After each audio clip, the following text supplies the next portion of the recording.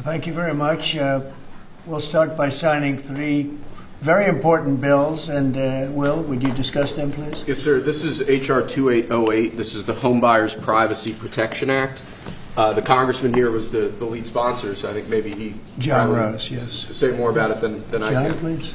Well, it's difficult for Americans to buy a home, particularly after the last 4 years, sir. But with the president's signature today, we're going to make it easy for people to buy a home without getting hassled. For years, their private personal information has been bought and sold in the open market, resulting in them getting innumerable phone calls and text messages. But with your signature today, we're going to put an end to that so that when Americans try to realize the American dream of owning a home, they're able to do so without being harassed. Good job. Good. It's a great honor, John.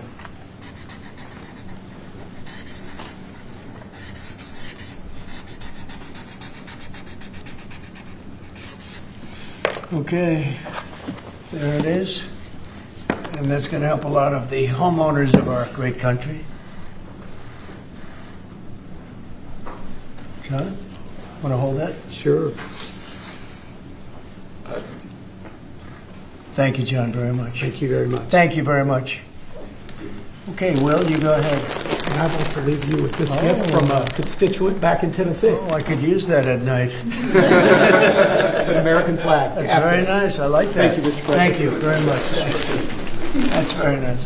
Next, we have a number of executive orders for your attention, sir. Okay. From 1789 until 1947, our nation won some of its greatest military victories under the direction of a Secretary of War operating within a Department of War.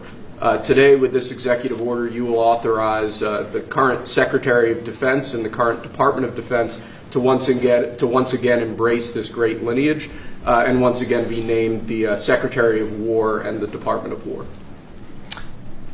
So this is something we thought long and hard about. We've been talking about it for months, Pete and I, and Dan. Dan came into the fold. By the way, a great general. He headed up the, I wouldn't call it an attack. I'd almost call that one maybe even more than an attack. What he did with Iran, you saw the success of that operation. It was perfect. In fact, this was sent to me by the great company that makes that particular B-2 bomber, and it was flawless. It was actually flawless. They flew for 37 hours back and forth, and there wasn't a bolt that was out of condition. There wasn't an engine failure. There was no problem. It was a perfect attack, and it knocked out any possible nuclear capability for Iran, which nobody wanted to see, and we weren't going to put up with. So great job, Dan. And we've been talking about this Department of War. So we won the First World War. We won the Second World War. We won everything before that and in between. And then we decided to go woke, and we changed the name to Department of Defense. So we're going Department of War. And I'd like to ask our Secretary of War to say a few words. Pete Hegseth. I think it's a much more appropriate name, especially in light of where the world is right now. We have the strongest military in the world. We have the greatest equipment in the world. We have the greatest manufacturers of equipment by far. There's nobody to even compete. And you see that with this and so many other things. The Patriots are the best. Every element of the military, we make the best by far. So, Pete, I'd like to ask you and maybe Dan Raisin Kane to say a few words, please. Mr. President, thank you. After winning a war for independence in 1789, George Washington established the War Department, and Henry Knox was his first Secretary of War. And this country won every major war after that, to include World War I and World War II. Total victory, Mr. President, as you said. Then 150 years after that, we changed the name after World War II from the Department of War to the Department of Defense in 1947. And as you pointed out, Mr. President, we haven't won a major war since, and that's not to disparage our warfighters, whether it's the Korean War or the Vietnam War or our generation of Iraq and Afghanistan. That's to recognize that this name change is not just about renaming, it's about restoring. Words matter. It's restoring, as you've guided us to, Mr. President, restoring the warrior ethos, restoring victory and clarity as an end state, restoring intentionality to the use of force. So, At your direction, Mr. President, the War Department is going to fight decisively, not endless conflicts. It's going to fight to win, not to lose. We're going to go on offense, not just on defense. Maximum lethality, not tepid legality. Violent effect, not politically correct. We're going to raise up warriors, not just defenders. So this War Department, Mr. President, just like America, is back. Thank you for your leadership and your clarity. We're going to set the tone for this country. America first, peace through strength, brought to you by the War Department. We're back. All right, thank you very much. Very well stated, and really it has to do with winning. We should have won every war. We could have won every war, but we really chose to be very politically correct or wokey, and we just fight forever. And then we'd, win. We wouldn't lose, really. We just fight to sort of tie. We never wanted to win wars that every one of them we would have won easily with just a couple of little changes or a couple of little edicts. I was told that ISIS would take 5 years to win, and Dan Kane, when I told him how long would it take, he said, I think about 4 weeks, sir. I said, what do you mean 4 weeks? I was told 5 years by the people in Washington. You know who they were? 5 years. I said, you can't do it in 4 weeks. I actually flew to Iraq to meet with him, and I met him at a big air base. And remember that famous day, right? It turned out to be a famous day for our country because you're now the head of the Joint Chiefs of Staff, which is the biggest deal. And he is, because he did things that everybody said he couldn't do. So they said it was going to be 5 years, and he knocked them out in about 4 weeks total, 100%. We took over, and ISIS was gone, and pretty amazing. But we never fought to win, and now if we have to fight it all, we solved 7 wars. We have the one that I thought was going to be probably one of the easier ones, and that's with President Putin and Ukraine. And that turned out to be one that's a little bit more difficult, but the 7 are done. They were supposed to be much more difficult to solve. I solved every one of them, and we're going to get the other one done too. But it turned out to be a little bit more difficult than I thought. And it'll get done, or they'll be held to pay. But because they're losing 6 to 7, it used to be 5. I used to tell you 5. Now it's almost 7. I guess 7,000 people last week. 7,813 people, young soldiers, died. Russian and Ukrainian, not American soldiers. But it's a shame, and it's just they're human lives, and I want to see it stop. But General Kane's done a fantastic job, and again defeated ISIS, which they said would take a long time. And it didn't take a long time at all, and did other things that people said really couldn't happen. We have the greatest equipment in the world. We have the greatest soldiers in the world. Dan, say a few words, please. Yes, sir. Thank you, Mr. President. It's a true honor for me today to represent the incredible men and women of America's joint force. Today and every day, the 2.8 million service men and women stand ready to fulfill our sacred duty to protect America at home and abroad. As the President said, America's military is the single most powerful fighting force in the world. The mission you and the Secretary have given us is clear and unambiguous to deliver peace through overwhelming strength. And I remind everyone that the U.S. military can reach any adversary at the time and place of our choosing. Service to this nation is an incredible gift, and we're grateful and honored every day to do so. Thank you, Mr. President. Well, thank you, and it's an honor to sign this. And we will do that right now.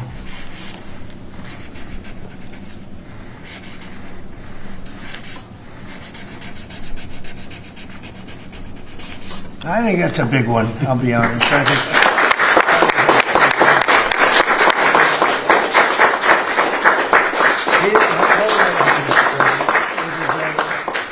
That's a big one. It's a big one, Mr. President. Do you have any questions on this subject? We're going to be discussing the G20 in a couple of minutes, but yes, please. Mr. President, what gave you the idea for this rebrand? And a question for you, the newly minted Secretary of War. What message does this send to our enemies, to our allies, to the American people? And again, what gave you the idea for this rebrand at this moment in history, sir? I think it sends a message of victory. I think it sends really a message of strength. We're very strong. We're much stronger than anyone would really understand. And again, having the great equipment, we have just so much better. You look at all of the, just any of it, submarines as an example. We're 20 years ahead of anyone else. Nobody even compares. And I let a lot of this happen in my first term. We totally rebuilt our military. And then, of course, you had that catastrophe in Afghanistan where they gave up a lot of the equipment, but a relatively small amount, but a lot. It was a lot in Afghanistan. I think it was the most, General, I'd say it was the most embarrassing day in the history of our country, the way that happened, the way they went to the wrong airport. They should have gone to Bagram, not the local little airport with no security, with tight quarters, etc. You know what happened. I think it was the most embarrassing moment in the history of our country, frankly. That was under the Biden administration. That was terrible. And we were going to be leaving, but we were leaving with strength and dignity. We were going to keep Bagram because Bagram's 1 hour away from where China makes its nuclear weapons. We're going to have that all to ourselves, a big, beautiful place built many years ago from money that today would be the equivalent of, many, many billions of dollars. You couldn't build it. The longest runways, the most powerful runways in terms of load capacity. And we just walked away from it. So stupid. And they were fools. The people were fools. No, we have the strongest military, and I think that indicates we have the strongest military. And we had it, and we won World War I, we won World War II, we won everything before, and as I said, we won everything in between. And we were very strong, but we never fought to win. We just didn't fight to win. We didn't lose anything, but we didn't fight to win. We could have won every one of those wars quickly, but they went a route that I think was probably politically correct, but not correct for our nation. So I think the Department of War sends a signal. Yeah, please. Mr. You alluded to this a little while ago, but you said that this rename is a, quote, a good reflection of where the world is at right now. How do you square naming it the Department of War when you've been pursuing peace in so many different parts of the world? Well, I think I've gotten peace because of the fact that we're strong. If we weren't strong, those 7 deals I told you about, the 7 wars, a majority of them wouldn't have happened. They happened for 2 reasons, trade and our strength. Those are the 2 reasons. And probably strength may be more important than trade. So if I was very proud of all those wars. Those were wars that could not be settled, and I settled all of them. And we'll get the other one settled also. That'll get settled. But without the strength, we wouldn't have settled any of them. Yeah, please. Mr. President, is it your expectation that Congress will codify this name change in the law? I don't know, but we're going to find out. But I'm not sure they have to.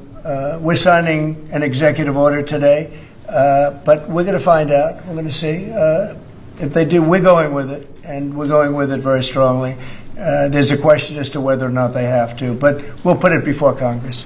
Do you know how much this rebrand will actually cost? And are there any concerns about, the Pentagon's mission of actually cutting back on spending? But not a lot. We know how to rebrand without having to go crazy. We don't have to recarve a mountain or anything. We're going to be doing it not in the most expensive. We're going to start changing the stationery as it comes due and lots of things like that. We're not going to be doing things like have been done in the past when they changed the name of forts that shouldn't have been changed. Those names of the forts should not have been changed, at least for the most part. And as you know, many of them have been changed back already.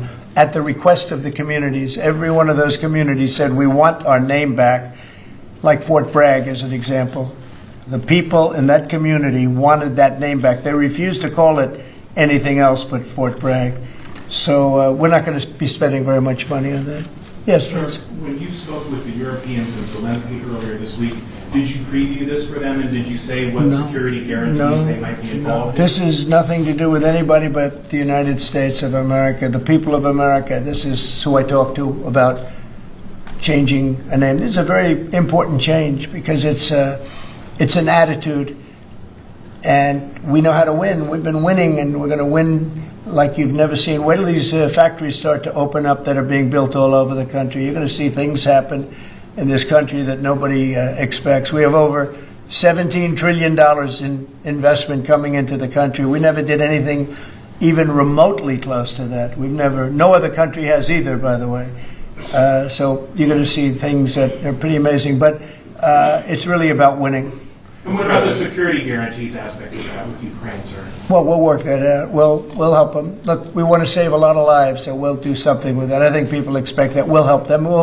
Europe will be first in by far, and they want to be first, and they want to see it end. Europe wants to see it end, and it'll end. It'll end all of a sudden. It's going to come together. You watch. Did you want something? Right here. Yeah, behind you, please. Yes. Yes, sir.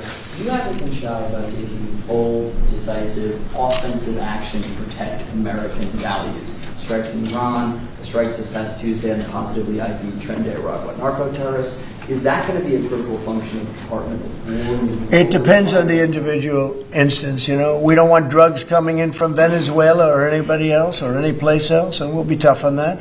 And we don't want human trafficking. We don't want to see people coming in where they open their prisons from all over the world and they dump their prisoners into our country, which is what they did in the Biden administration, where they took insane asylums and places that held people that were seriously mentally ill, mentally incompetent, mentally dangerous, and they dumped those people into our country, and we're trying to get them out now.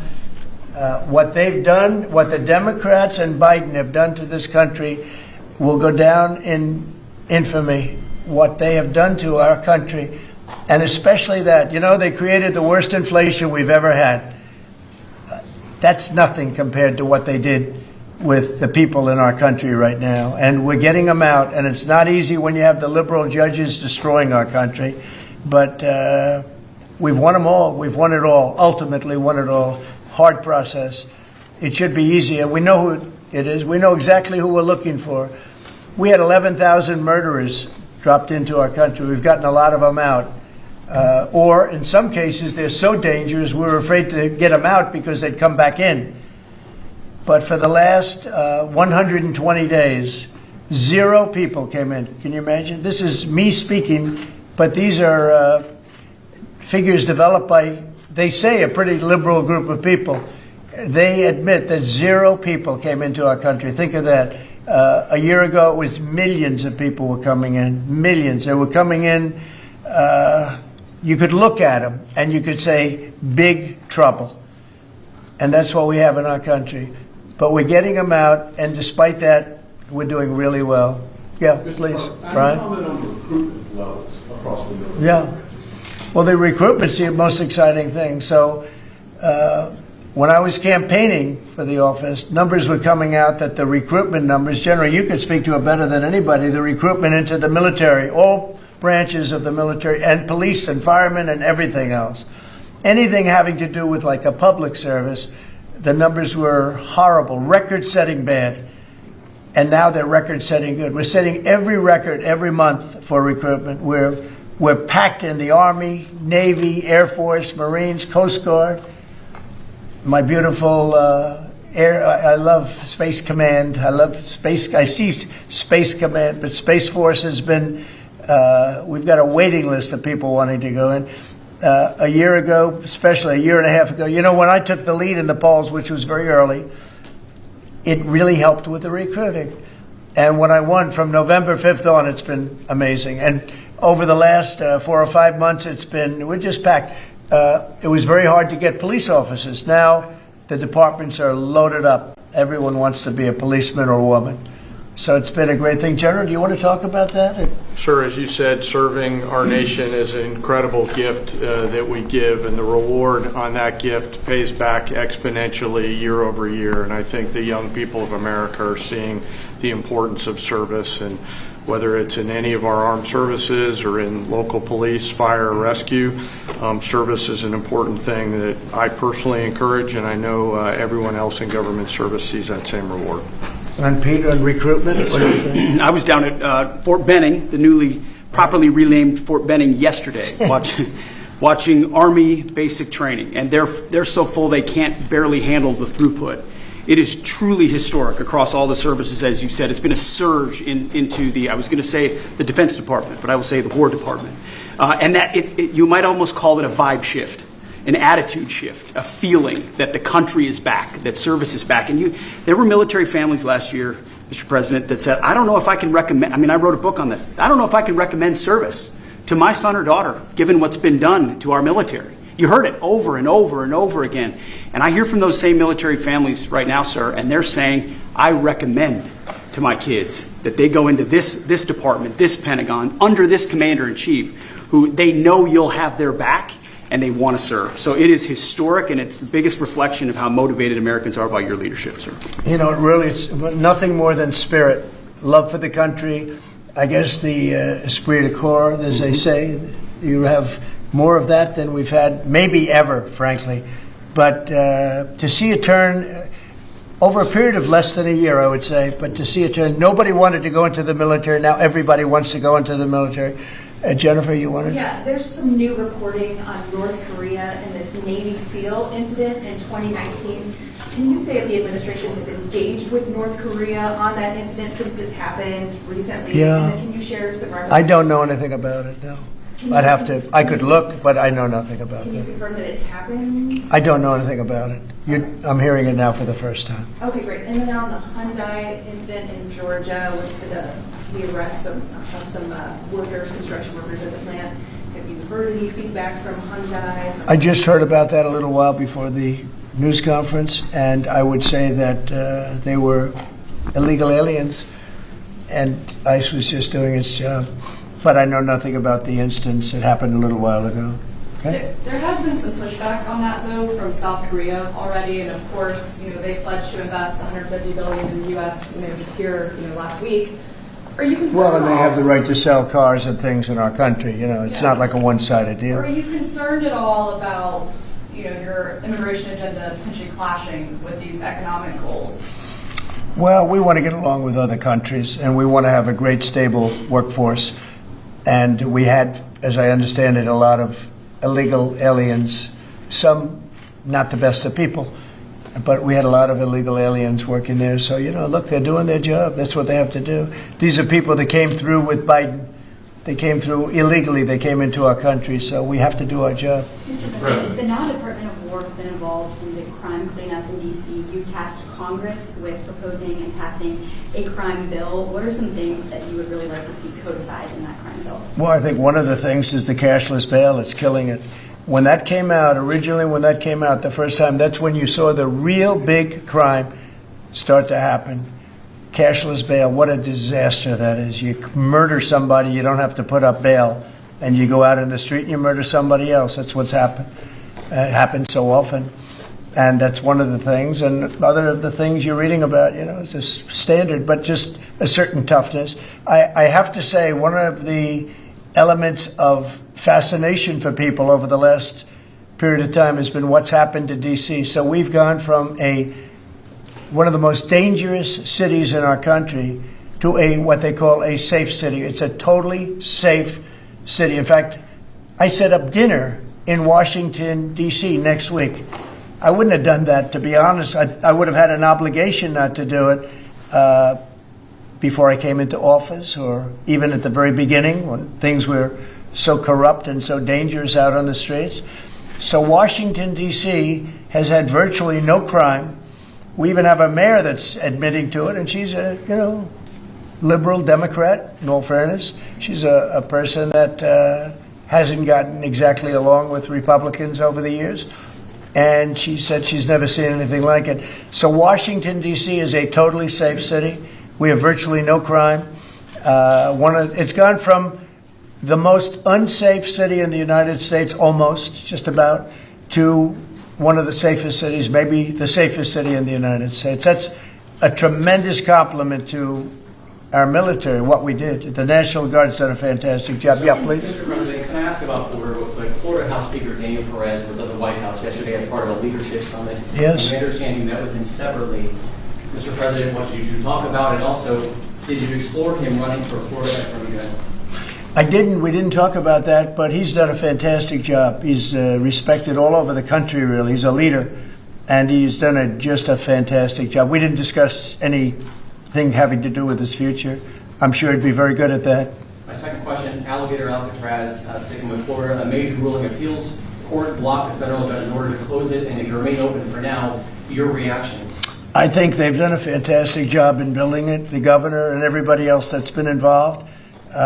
It's an incredible facility. It's housing people for usually a very short period of time before they get brought back to their countries. As you know, we focus on criminals before we focus on anybody else, and we're taking thousands and thousands of criminals out every month out of our country, some of them murderers.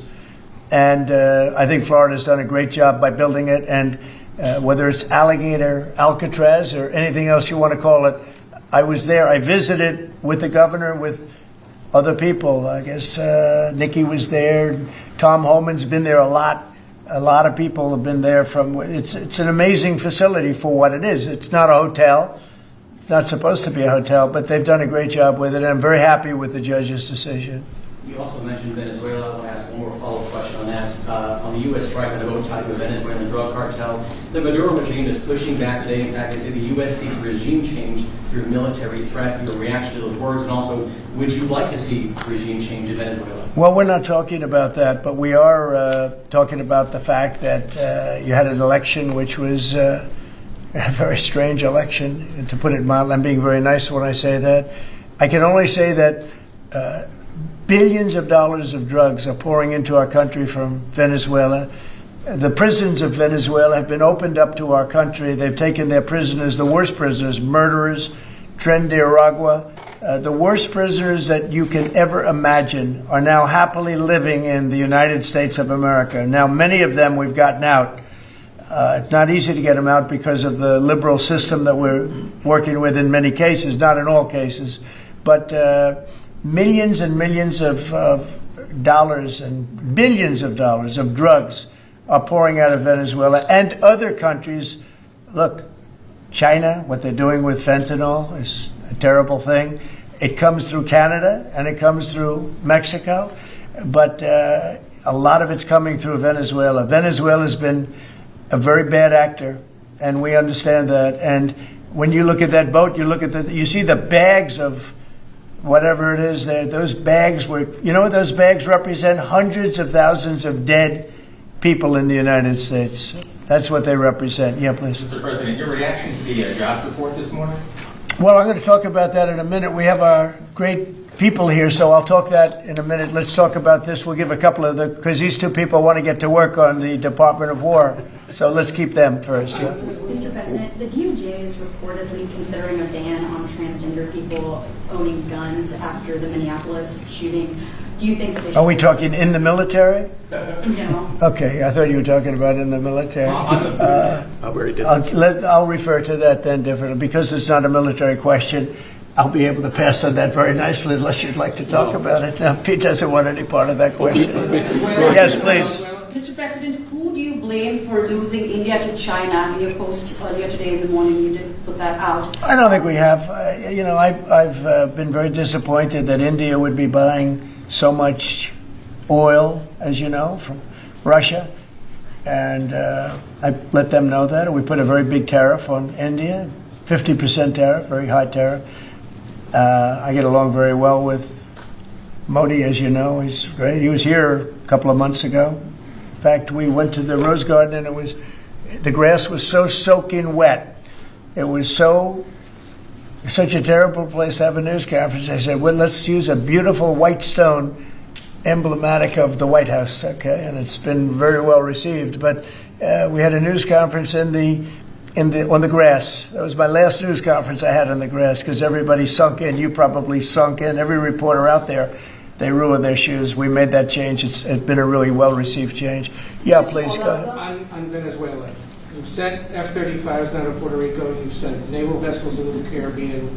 You're concerned about drugs being illegally sent into the United States. How do you describe this buildup, this situation? Well, I just think it's strong. We're strong on drugs. We don't want drugs killing our people. I believe we lost 300,000. You know, they always say 95, 100,000. I believe they've been saying that for 20 years. I believe we lost 300,000 people last year. I know families that lost their son. Those families will never be the same. I know a family lost a daughter, a beautiful daughter.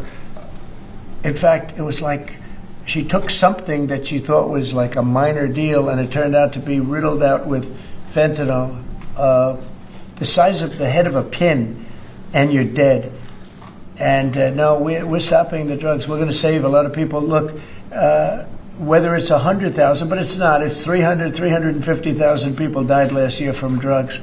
And we're not going to let that happen to this country. Think of that. Think if you're in a war and you lose 300,000. We'll lose 600,000 in the, pretty much between Gettysburg and all of that, the Civil War, we lost, 600,000. So we're losing half of that every year to drugs. We're not going to do it. We're not going to allow it to happen. You think of the wars. If we lost 600,000 people in a war, but we lose that every 2 years, more than that. So it's 300 to 350,000 people. And when I see boats coming in, like loaded up the other day with all sorts of drugs, probably fentanyl mostly, but all sorts of drugs, and we're going to take them out. And if people want to have fun going on the high seas or the low seas, they're going to be in trouble. I will tell you, boat traffic is substantially down in the area that happened. And they called it the runway. It's a runway to the United States. And boat traffic is very substantially down on the runway. You can imagine why. I think anybody that saw that is going to say, I'll take a pass. I don't even know about fishermen. They may say, I'm not getting on the boat. I'm not going to take a chance. What happens if Venezuela flies jets over U.S. naval vessels again? Well, I would say they're going to be in trouble. We'll let them know about that. We heard that happen, but it wasn't really over, not like they described. But I would say, General, if they do that, you have a choice of doing anything you want, okay? If they fly in a dangerous position, I would say that you can, you or your captains can make the decision as to what they want to do. All right? Sure. Sir, how close we did they get, have one more. You said they didn't go over. Say it? How close did they get? You said the planes didn't. Well, I don't want to talk about that. But if they do put us in a dangerous position, they'll be shut down. Thank you very much, everybody. So we're going to now cover the G20, and I'm going to let these people go back to the Department of War and figure out how to maintain peace. Okay? Thank you very much. Thank you. Congratulations, General. Thank you very much. Appreciate it. Great job. Sir, just before G20, we do have one more EO for you today. And I should also say that the Department of War EO that you signed was actually your 200th EO since you came back into office on January 20th. That's more than Joe Biden did in his entire term in office, more than Obama did in either of his 2 terms in office. So it's a momentous accomplishment, and congratulations. That's good, but Biden never signed one. No, yeah, you've done every one up in here. They've been signed by the auto pen, right, didn't he? So we really beat him by much more than you think. The 201st executive order, sir, this relates to hostages and wrongfully detained Americans. This provides a new legal mechanism to declare foreign countries to be countries that engage in those sorts of practices, and gives your administration powerful tools to get American hostages out. This has been a focus of your administration this time around. Adam Bowler's here, and he's done incredible work already. This will give him even more. I think it's great, and Adam's amazing. So, Adam, do you want to describe how many hostages we've gotten out together, you and I, and you and a couple of other people that we know, and me and a couple of other people that you don't know, but we've gotten a lot of hostages. Do you want to describe it? Mr. President, you brought back 72 hostages since your term. If we compare that to President Biden, he has gotten 20 taken. So he is negative 20 taken. 20 taken. They don't take our people so often. So, Mr. President, when we spoke, you said that was a primary focus, and I'll tell you the job is easy because of you. And we paid nothing, too. We pay nothing. They pay $6 billion. They always paid $6 billion for 5 people. $6 billion. It was just a number I kept hearing. Not only that, $6 billion plus we'd get like one person, and they'd get 6. They got one, the Prince of Doom, they called him. He was the #1 arms merchant anywhere in the world ever. And they got him out. And on top of that, we paid money. So, no, we don't do that. You know, once you pay money, then a lot of people start disappearing. They start grabbing reporters, too. They think the reporter is going to get a lot of money. And to me, they would. You'll be well taken care of. I better stress that, because otherwise we have headlines. He said this or he said that. No, I'm not smiling about it. But they would. They'd be grabbing reporters. They'd be grabbing everybody. And especially when you pay the kind of money that Biden and Obama, they used to pay money that was crazy. We don't pay. And if you don't pay, they find it to be not a lucrative business anymore. That's fantastic. Would you like to say something? So it's really Spihar, Special Envoy Bola, it's Rick Grinnell, it's Steve Witkoff who brought Americans home. But with this EO you are signing today, you are drawing a line in the sand that U.S. citizens will not be used as bargaining chips, and it provides your Secretary of State, Marco Rubio, the same tool set to punish states who take our citizens wrongfully the same way that we can punish those who sponsor terrorists. This is a very significant EO you are signing today, sir. Thank you, Sebastian. Very good. You're doing a great job, too. And this is your Director for Hostage Affairs at the NSC. Yes, and I hear. So Julia was seminal as well to all of this. I heard you're doing unbelievable. Would you like to say something?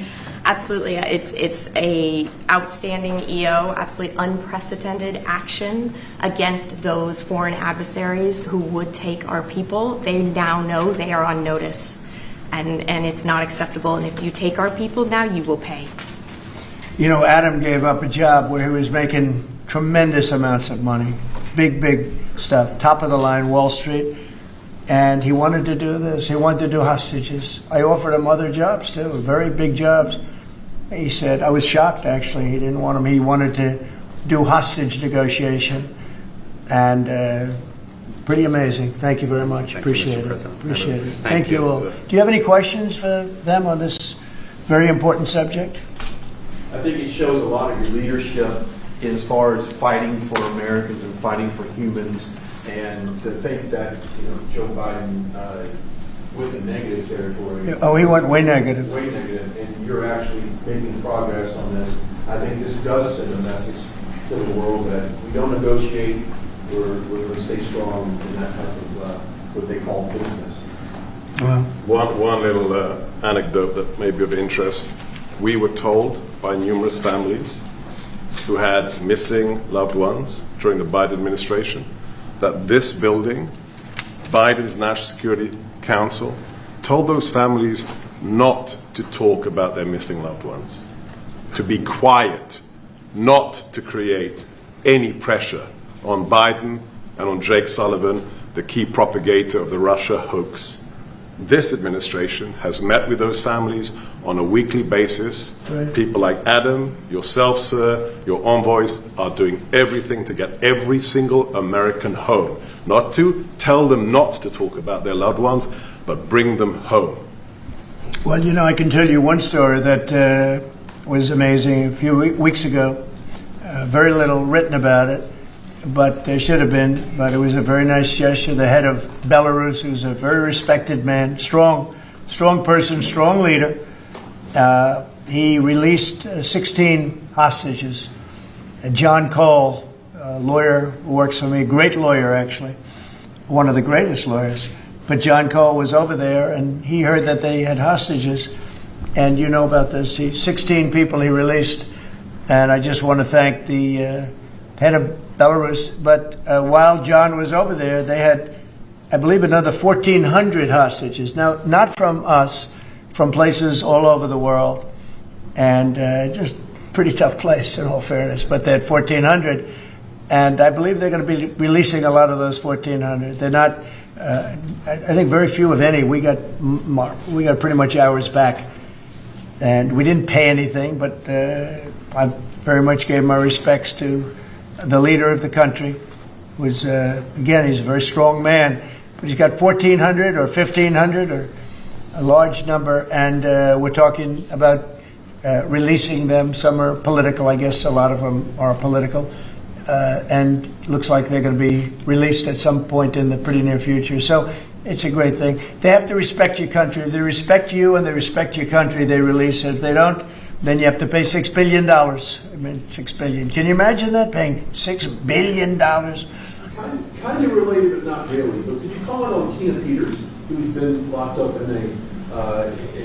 behind bars from Colorado defending the election? I think you put out a truth a couple of days ago about it. We have a wonderful woman who was an election official, and she saw cheating in Colorado, and she viewed it as horrible, and she said, what's going on here? And she went to the machine, and She tried to open to find out whether or not it was cheating, and they went to her and they said, "Did you touch this machine?" "Yes." And they arrested her.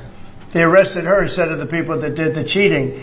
It's a state charge, so it's hard to do anything with, but we're gonna do something. What they did in Colorado. Look, Colorado just went to all mail-in voting. That means they cheat. That's why they lost. That's one of the reasons, but that's a big reason why they just lost the whole Space Command situation that is going to Alabama.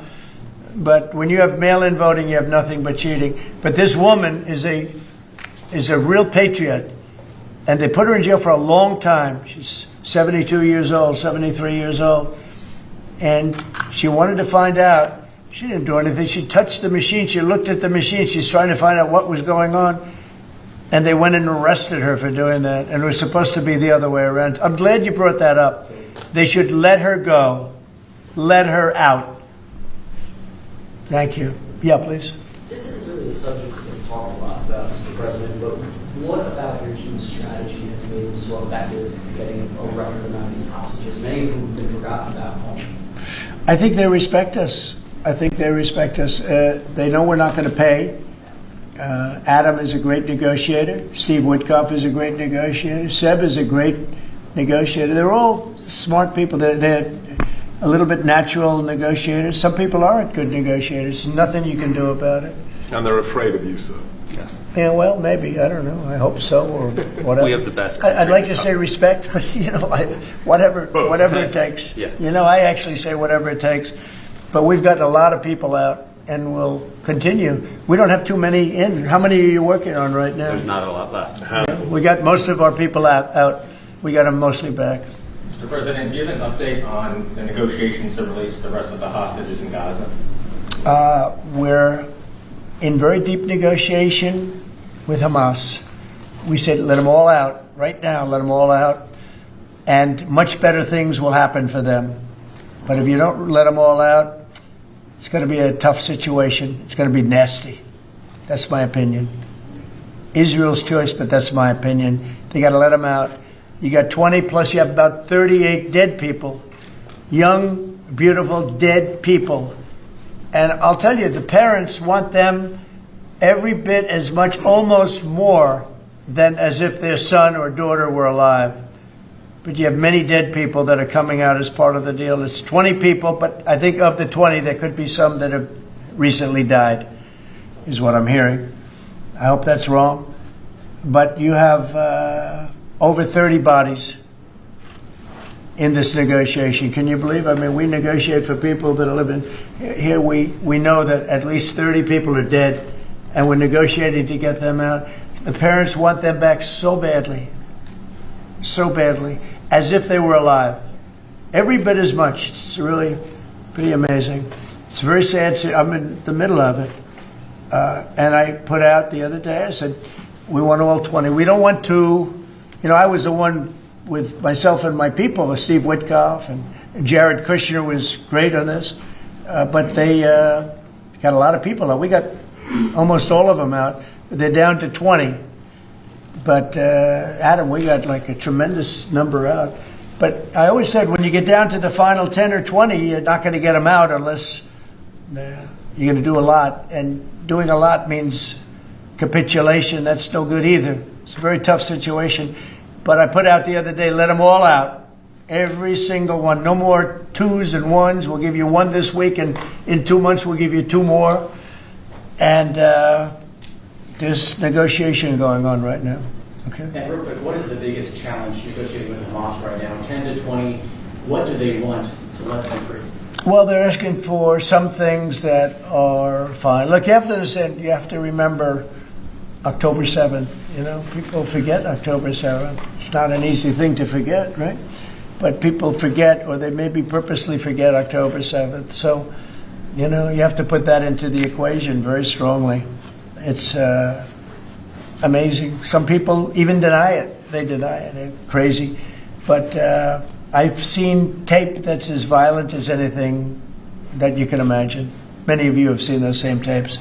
So you have to put that into the equation too. So it's not an easy situation. It's a tough one. But there are 20 people, maybe a little less, but there are 20 people that we want out. We want the bodies of these parents. They are. I've never seen anything like it. The level of love that they have. They want their children back.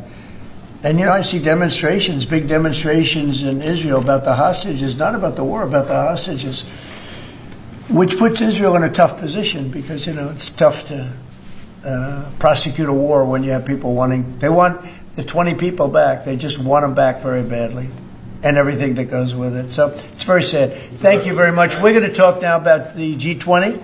I figured we could wrap 2 or 3 up. The last time I took a day off, everybody said bad things happened to me. You know that, Seb? I took 1 day off. I didn't take it off. I was working. In fact, I was here. But I didn't do a news conference, and they said bad things happened to the president. That's why they're fake news, Mr. President. It's fake news. If you look, Biden, he had a press conference. He missed it for about a year, right? About a year. And I never saw any stories like that about him. He didn't have, and when he had one, they'd ask him, what flavor ice cream do you like? He'd say vanilla. How many times have they asked him that question? What's your favorite ice cream, sir? Vanilla. Okay, that's enough. Thank you, ladies and gentlemen. They don't have to go through this, but we all have a good time. I only do it for one reason. I think it's good for the country. And we are very transparent. There's never been transparency like we have. There's nothing to hide. So thank you very much on this, Will. Great job. Appreciate it. So we're going to talk about Florida, the great state of Florida now, because it's going to be a very exciting thing to host the G20. And as we celebrate our nation's 250th anniversary next year, the United States will have the honor of hosting exactly that, the G20 Summit, right here in America for the first time in nearly 20 years. This afternoon, I'm thrilled to announce that the 2026 G20 conference, which will be, I could read off the countries that we're talking about, but you know who they are, I think. Does anybody want me to list them? Specifically, Jennifer, you're okay? Okay, but will be held in one of our country's greatest cities, beautiful Miami, Florida, where we have the mayor with us, Mayor Suarez. And I want to thank Francis for being here. I thought he might be in this office. He almost got there. It was a couple of votes. Right? A couple of votes.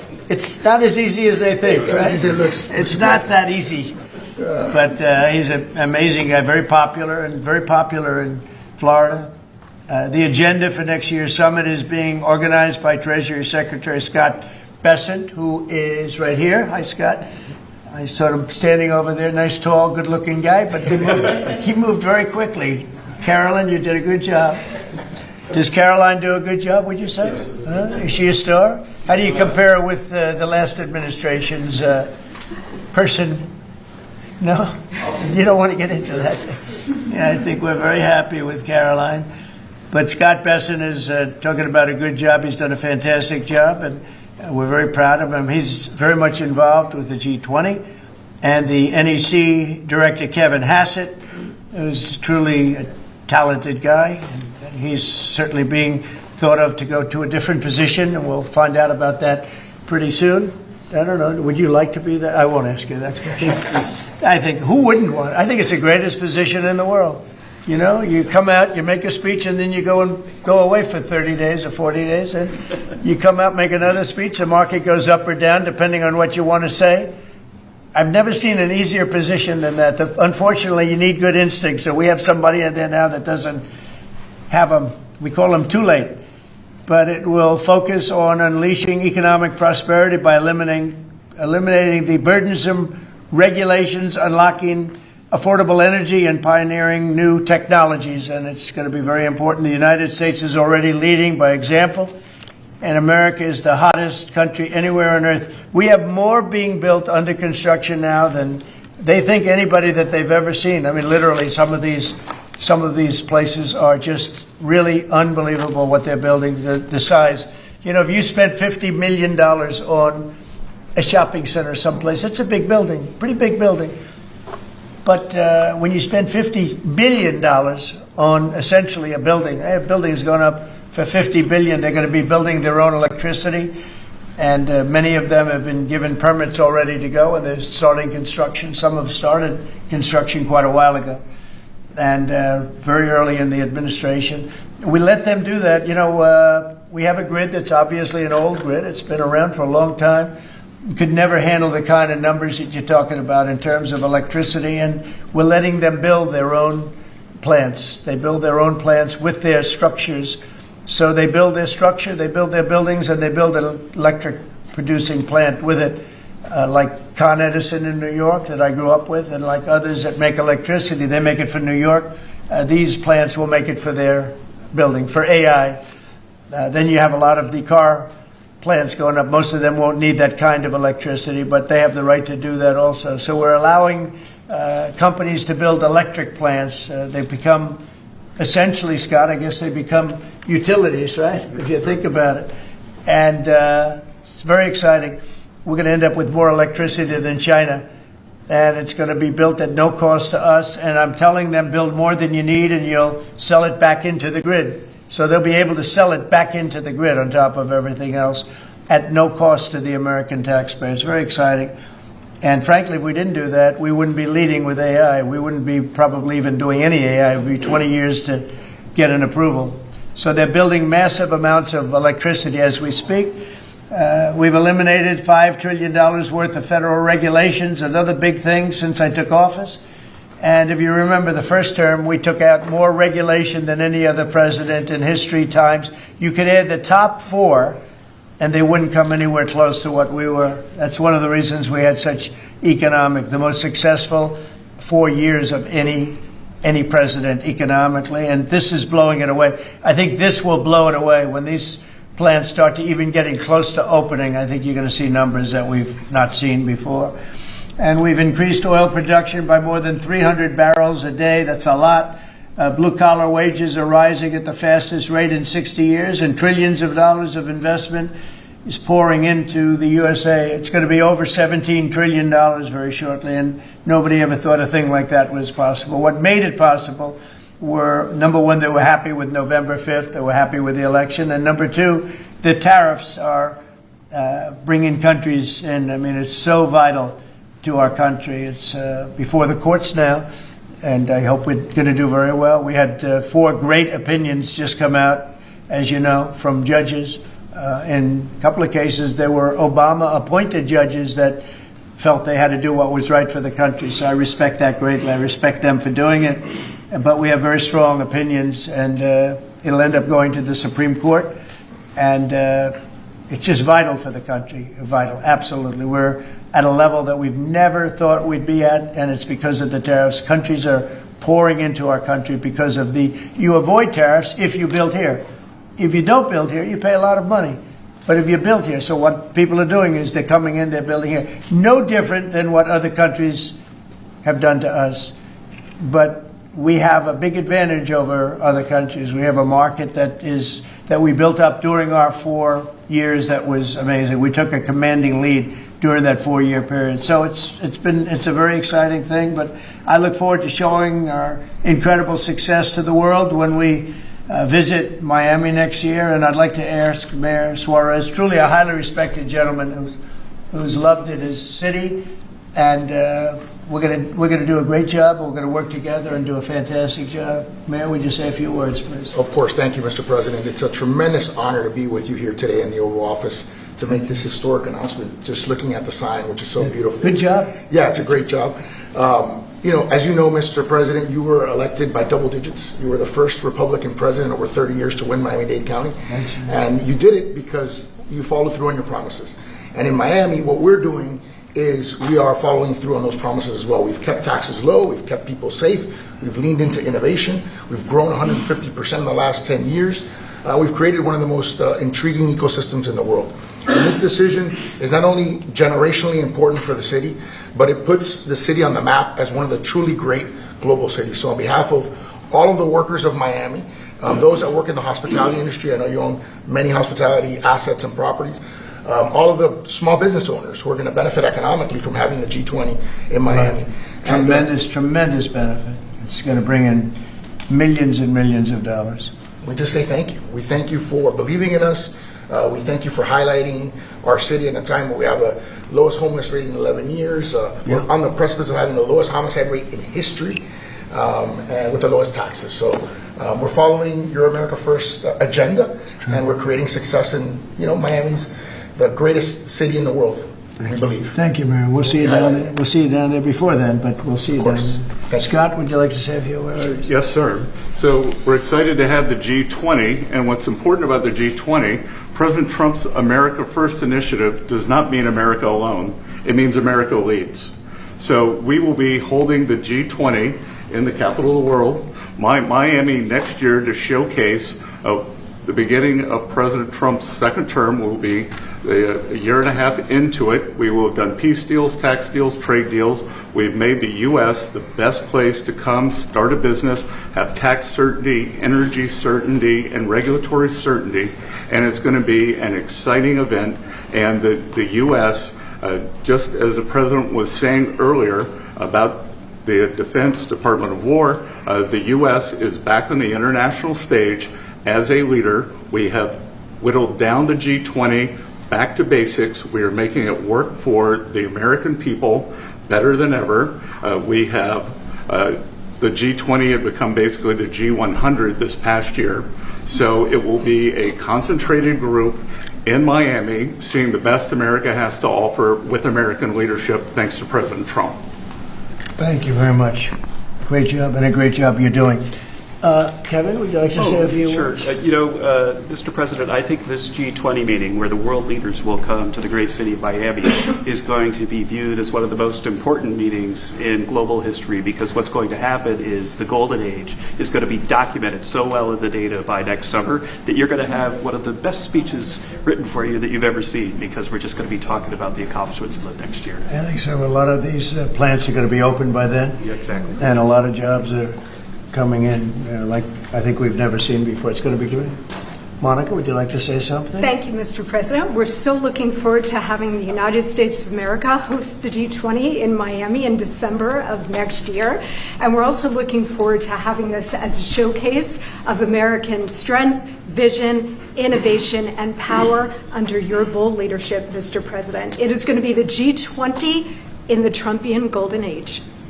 Thank you very much. Any questions on the G20? G20. You just said a moment ago that you were very complimentary of Kevin's work, and I was just wondering if he's your man for the Of Kevin? Yes. No, I am very complimentary. I think he's fantastic. And for the Fed, he's your man. I didn't say that. I said he's fantastic, but no. I sort of know who I'm going to pick, but no, I didn't say anybody in particular. But Kevin is certainly one of the three. They say four, but probably three. That he's a highly respected person. He's great. He's great. He believes in low interest rates, and we all do. But sometimes you have to raise them to stop inflation. We had the worst inflation, I guess, essentially that we've ever had in the Biden administration, and it really hurt people. Costs are way down. Our energy costs are way down. And, when energy comes down, everything comes down. And we brought down the price of groceries and specifically the price of eggs. You remember that first week when you were screaming about eggs? I said, I know nothing about them. I just got here. That's Biden's problem. But we got the cost of eggs down to really low numbers. So we brought costs down for people. And, it's something I said. And the Democrats have this false narrative. They say, costs went up. They just say things that it's just like incredible.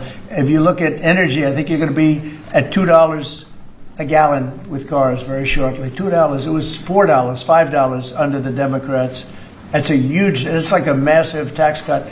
And speaking of tax cuts, we gave you the largest tax cut in history in the bill that we just approved. The largest tax cut in history. And there'll be no tax on tips, no tax on Social Security, no tax on overtime. One of the big things you get is you buy a car and you borrow money to buy the car, you're allowed to deduct your interest, which, Scott, has never happened before. Rich people like to talk about deductions. Middle income, they never gave them deductions. I got them one of the best deductions, an interest deduction. So it's great. Jennifer, please. Yeah, a couple questions on the G20, sir. Is there any update on your plans to attend this year's G20? And then are you saying for next year? I won't be going this year. It's in South Africa. I won't be going. JD will be going. Great vice president. and he looks forward to it. But no, I won't be going to that. And then on the guests for 2026, are you saying it'll just be exclusively the 19 countries and the 2 blocks? There won't be any? No, we're going to invite other countries as observers. They call them observers, but they'll have something to say. But we're going to invite Poland. Already I've issued them an invitation. They're great. They were just here, as you know. Great leader, great new leader. One of the big surprises, I was so happy I endorsed him, actually, and he won. And he's going to be a great leader of Poland. But I've invited Poland already. What about Russia? What about Russia? Oh, that's interesting. I haven't thought of that. No, I haven't thought of that. That's an interesting question. I'm going to think about that for a little while. Mr. President, you just mentioned the tax cut bill. Why the rebrand from one big beautiful bill?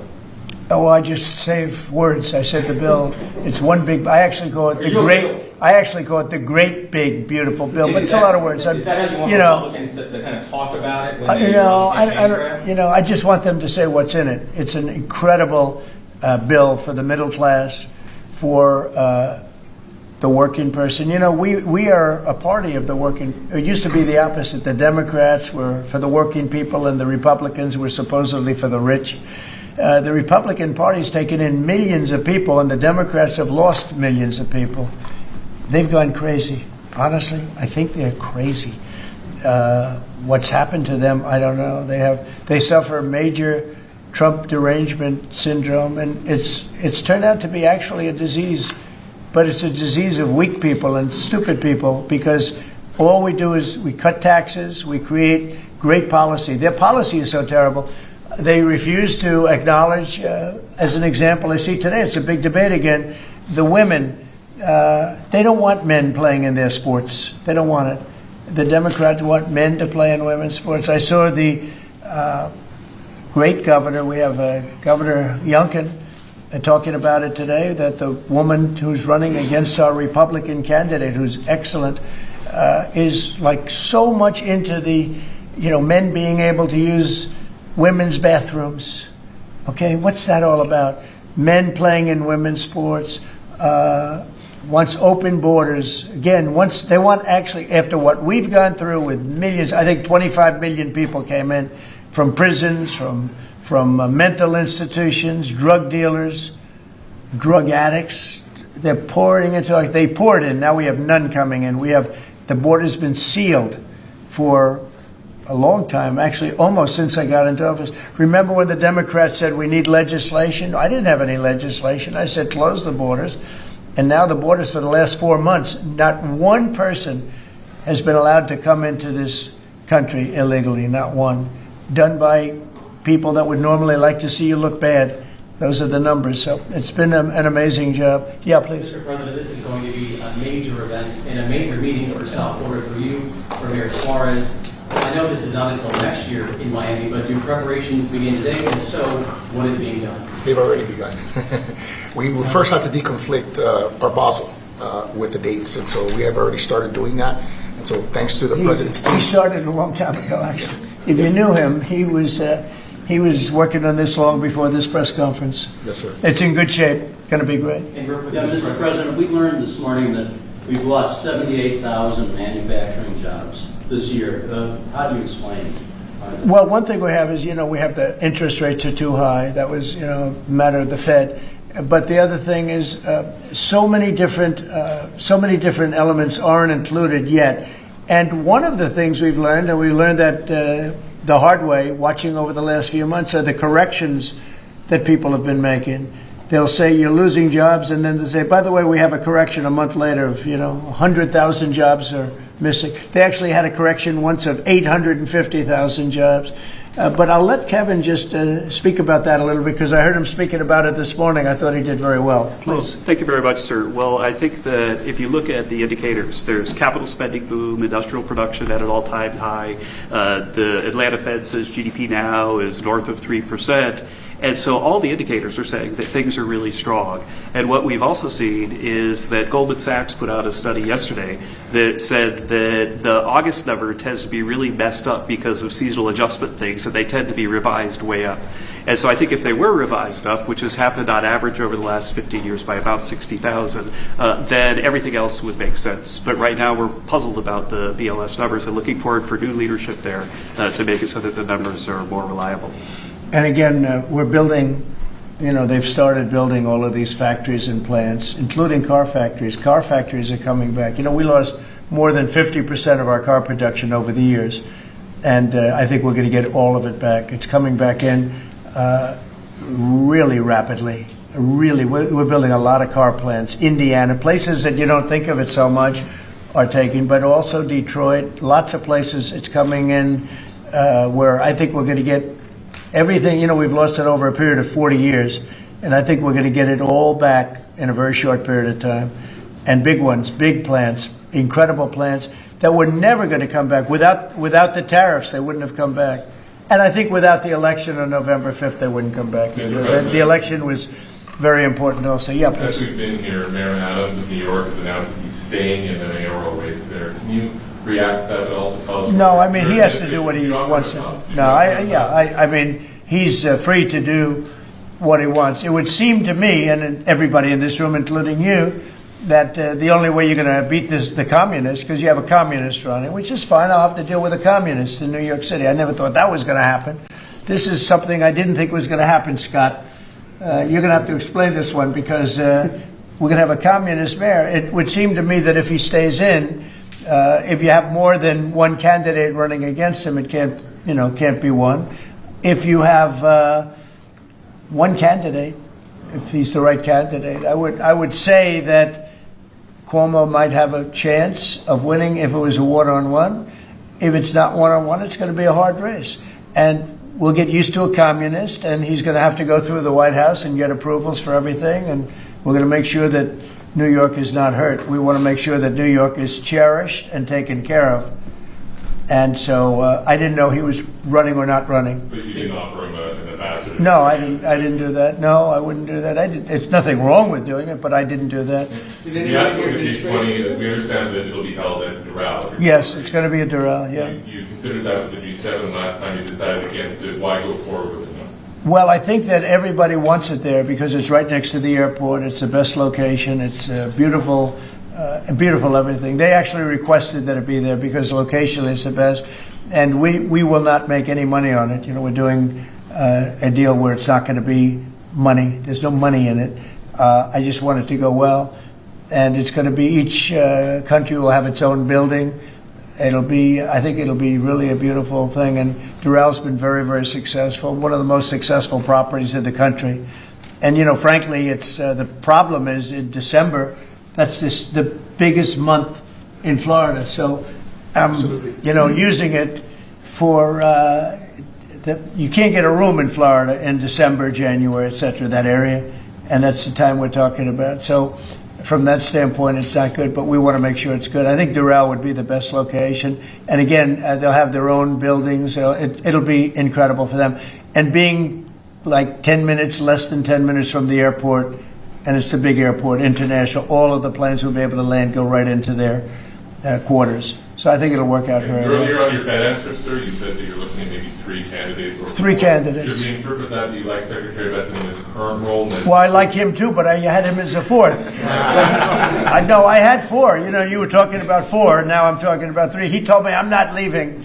He wants to be doing, and if he was leaving, he would certainly be one of the people I'd want to. But I asked him specifically. I could ask him right now, would you rather stay where you are as treasurer, or would you rather go to the... Sir, I'm the only person on the planet who does not want the job. Okay. He really told me, he said, I love what I'm doing. Should we assume... I wouldn't want to really take him because he is doing a great job. Are the top 3 still then Mr. Waller? I am looking at Kevin also, and I'm looking at... I would say you could say those are the top 3. Good job. It's very good. So you're saying that you believe Andrew Cuomo would be the best one-on-one candidate against him? Well, I think if I'm only going by the polls. It's not an endorsement or anything. It just seems that he's second. And what you do to win is you take the guy who's second and you hopefully add 1 and 2. But maybe if the 1 isn't getting out, then he's not getting out. And that's okay. I think the mayor's a very nice person. I helped him. He was got caught up in a scam by the Biden administration, what they did. So I helped him out a little bit, but I would understand why he doesn't do it. I do think this. I think if you have more than one candidate, we've got ourselves a communist mayor in New York. And I don't like communist mayors. I don't like them. Yeah. You passed one big beautiful bill, sir. 5 months with all these slew of events next week. World Cup, G20, all America 250. Given this, what's your economic outlook for the year of 2026? How much growth do you think is reasonable for us to expect economically next year? Well, I heard, and we were on a very downward path with Biden, and I heard that the most we could do is 1% GDP, and now I'm hearing 3.2% and 3.5% and all. And our big year won't be really next year. I think it'll be the year after, because when these plants start opening up, it takes a period of time to build them. We're going to have tremendous job growth. It's unprecedented. We have unprecedented in history. There's never been anything like it, because we're going to have more than $17 trillion invested. There's never been anything like that. If we did $1 trillion in 1 year, and this is 6 months, 7 months, because we really focused on it over the last 6 months. But we're going to be doing. Nobody's ever seen numbers like this. When this stuff starts opening up, our country's being rebuilt. And by the way, Washington, D.C. is being rebuilt. In addition to the fact that we have a safe city now, and our National Guard was fantastic and worked with the mayor, worked with everybody, we're also doing a refurbishing of Washington. We're going to redo some of the roads, the surfaces. We're going to redo the medians. We're going to take the broken tiles off the tunnels and put brand new tiles up. And we're going to regrass all the parks. They're going to be regrassed by people that build world-class golf courses, and not necessarily people that work for me, because I don't care about that. I just want to, I'm very good at grass. Grass has a life, just like you have a life, right? It has a life. Well, this grass has been up longer than, it's like 4 lives, okay? That's why there's a lot of areas where there's just no grass. But we're going to regrass all of the parks. We're going to, in a year from now, you won't even recognize it. Graffiti's gone, the tents are gone, the medians falling into the roads are gone, the potholes will be gone, the marble's going to be polished and beautiful.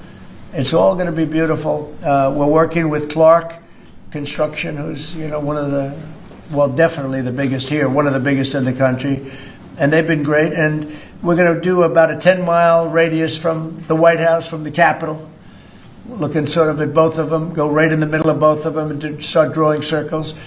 And everything is going to be spit-shined. When the head of Poland came here last week, and when other leaders came here, a lot of them have been here over the last 8 months. I said, what do you think? And they said that we're a little surprised at the look, the filth on the road. Now it's much better. We've got it much better, but we have to do some construction things. I mean, you have medians that are all broken and rotted and rusty and disgusting. And they're all going to be changed. You're going to have a very different look. You're going to have the look of prosperity, not the look of poverty. But the big thing right now, initially, is we have no crime in Washington. We literally have no crime. They said it's down 87%. It's not down 87%. It's down like 100%. We have almost no crime. People are going to restaurants that wouldn't have even thought about it. And I know families that have gone 4, 5, 6 times to restaurants over the last few weeks. And you people are in the same category. I mean, yes? I agree on that. Thank you. It's a whole different place, right? No, that's very nice. And you're so tough usually. I like her now. Right? No, because she was truthful. Is that a correct statement, Brian? Yes, sir, it is. I heard you were actually mugged. You're a big, strong guy. I can't do anything when he has the gun. No, you can't. You say, thank you very much, right? Can I follow up with the beautification of DC? Yeah. Yeah. Just out front of the White House is a blue tent that originally was put there to be an anti-nuclear tent for nuclear arms. It's kind of morphed into more of an anti-American at some times, anti-Trump at many times. Where is this blue tent? Right in front of the White House on the North Lawn on the other side of the Black Gate in Lafayette. I haven't known this. All of us in here walk right by it every day. It is an eyesore. Oh, I didn't know that. Take it down. Take it down today, right now. Nobody told me that. So you're saying there's a blue tent? It's been there for 30 plus years. It was originally a peace tent, but it's kind of morphed into something. Yeah, morphed into radical left. Okay. Well, what I've heard, Is it in the Ellipse? Where is it? no, it's in Lafayette Park. It's actually, Lafayette Park. Take it down.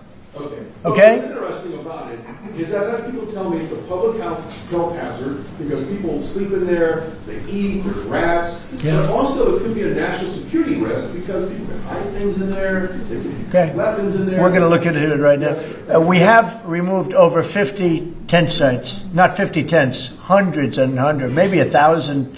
I think it's over 1,000 tents, but 50 sites. So I'm a little surprised to hear that, but we're going to look into it right now. Lafayette. On the National Guard, Yes. DC Mayor has, of course, gotten on board with your cleanup of DC, but the DC Attorney General has said that he plans to, that he's suing you for Yeah. your federalization of the police. What's your Can you imagine we have an attorney general who's not related at all to the mayor, by the way? You know, it's a totally separate department. We've got so many separate departments. You have the district attorney has nothing to do with the mayor. The whole thing is crazy. But how about this? We just set a record on low crime in Washington, D.C., and we have a man suing us to let us go back to high crime. We're going to have to be here for a little while to make this really work long term after we're gone. And so we're going to meet that head on, and I suspect we'll be very successful. And I can always declare a national emergency because this was a national emergency. But right now we have the safest city. We have now one of the safe cities in the country. We had almost the worst. I mean, a city that was as bad as some of the horror shows that you've heard about for years. And we're going to fix some of those horror shows too. Okay? President, the Google ruling today that you posted on Truth Social about the Europeans buying Google. So Google is a great company. Yeah, Google is a great company, American company. Apple is a great American company, and so many others. And the European Union, I don't know why they do it, but they have been finding them numbers that have been astronomical. More so before I got here. But Apple paid $17 billion a fine in the last year. Apple, $17 billion on a case that a lot of people think they weren't guilty of. And no, I'm going to be speaking to the European Union, but it's not fair. Google just got fined $3.5 billion, and they've already paid $13 billion. They're up to $16.5 billion. And people say there was nothing wrong with what they did. It's almost a source of income to run Europe. It's become a source of income. And many other companies, too. Mostly tech companies, but we can't let that happen. What are you seeking from the Europeans and by when? No, I can just say you can't do that. I mean, you know, they respect us now. They didn't respect us a year ago. European Union respects us. Look, they're paying us $950 billion, right? They got to respect us. They were very disrespectful of our country. I have great respect for Ursula. I've gotten to know her very well. And I just don't think it's fair that they're taxing, and really it's almost become like a tax. It's become so regular. And I've gone to lawyers and I've asked them, what do you think? They said, they didn't do anything wrong. We can't do that. It's not fair. And it's interesting. I don't hear that about China, and I don't hear that about other places. I hear it about the European Union. We were talking about it last night. I think we had a gathering. That was the highest IQ group of people I think any room has ever had last night, you know? It was about as high as you can have. All the tech geniuses were there. They love their computers. They would tell me more about chips that I want to know. Did this come up last night? Yeah, it did. It did come up. A couple of companies said that they were taxed by the European Union. It's interesting. They weren't complaining about, in that regard, China. They weren't complaining about other places. It's the European Union, and they have. Apple was again forced to pay $17 billion last year. So I think we're going to change that around. It's just not fair. We don't want that to happen to our companies. And you know, if somebody does that, we should be doing it to them. If they've got to pay, let them pay us. But you just can't do that to our companies. Yes. Was Elon Musk invited to the dinner last night? I wanted to go back to the G20 real quick in Miami. You know South Florida very well. Many cities are being considered for the G20. Was this a hard decision, or did Miami just stand out to you? It wasn't a hard, really. I mean, look, it's got the weather. we're in December, so it's, cold in some places, and that's beautiful too. Cold weather's nice. It's all nice, depending on the city. But no, Miami really wanted it. The mayor really wanted it. The people down there really wanted it. You might just address that for a second, Mr. Mayor. Yeah, as I said, a conference of this kind does two things. Number one is it puts us on the global map with the great global cities, and I think that's something that we've been trying to achieve for a generation. And I think number two, it's a tremendous boom for your economy. As the president knows, he has, multiple hospitality assets, and the working people of Miami, the small business owners, are going to benefit tremendously from the economic impact of a conference like this in our city. So it's an image thing, but it's also benefiting working people in our community. Do you think Xi and Putin will attend the G20? They're members. That's an interesting question. I'd love them to if they want to. They can, as observers. They'd be observers, so I'm not sure they want to be an observer. But Sir, if they want to, another we can certainly Florida- talk. Can I ask you another Florida question? The vaccine mandates that were rolled back for school children. What do you think about that? Well, I think we have to be very careful. Look, you have some vaccines that are so amazing. The polio vaccine, I happen to think, is amazing. A lot of people think that COVID is amazing. There are many people that believe strongly in that. But you have some vaccines that are so incredible. And I think you have to be very careful when you say that some people don't have to be vaccinated. It's a very tough position.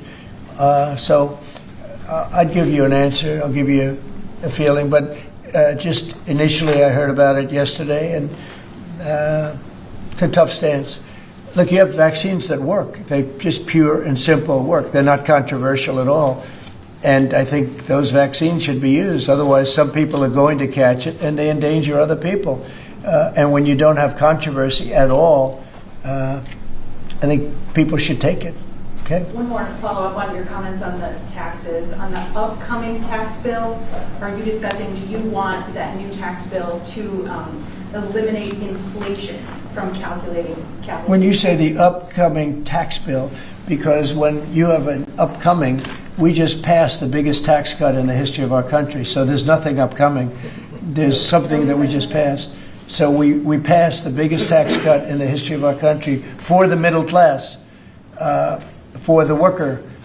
And that's the only bill that we're really talking about. We did a good job. It's very comprehensive. And I will say the Democrats, if you gave them every point that they wanted, every point that they've dreamt of all their lives, you wouldn't get one Democrat vote. They really are. They've become deranged, sick.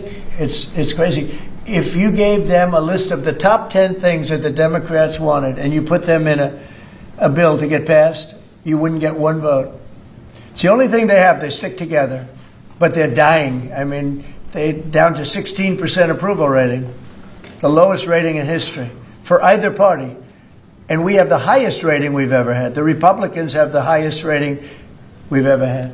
On the National Guard, have you decided which city that you want to go into next? Yeah, I have. I have. I'm not going to say it now, but yeah, I have. We're going to go into another place and straighten it out. And I will say this: I watched today. I didn't know that was continuing to go on, but Portland is unbelievable. What's going on in Portland?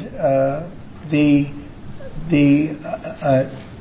destruction of the city. Are you going into Well, I'm going to look at it now because I didn't know that was still going on. This has been going on for years.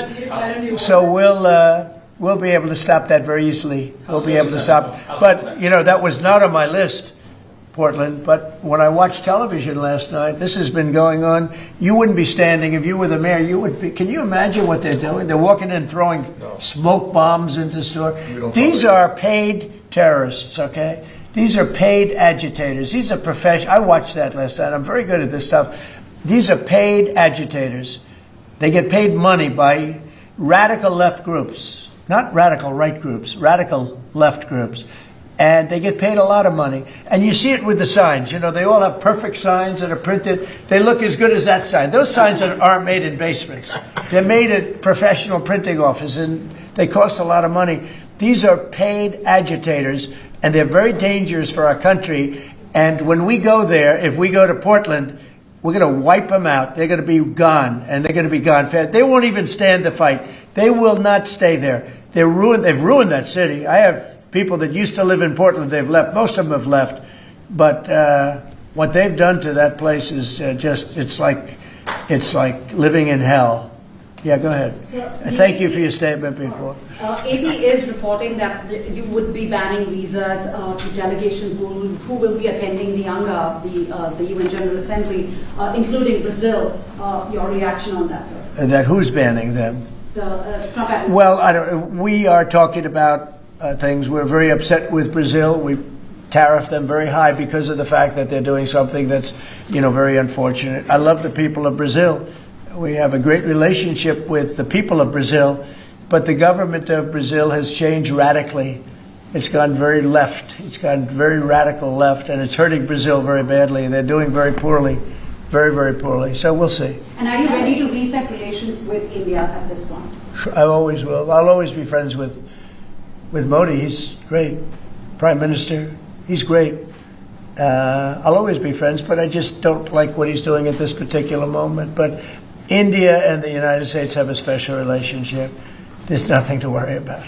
We just have moments on occasion. How are trade talks going with India and with other countries that you haven't reached a trade deal with? They're going great. Other countries are doing great. We're doing great with all of them. We're upset with the European Union because of what's happening with not just Google, but with all of our big companies. They just hit them with these unbelievable fines, $17 billion and $14 billion. And they use that money to run Europe. It's almost become like common. It's almost become a yearly occurrence, like it's a tax. And so it's very unfair. I want to thank you all very much, and we'll see you around. We're going to see you in Florida, but we'll see you a little bit before that, I suspect. Okay? What are you having for dinner? Thanks, guys. Thank you, President. Well, I'll be having something good here. I'll be at the White House. Thank you. Thank you very much. Thank you, President.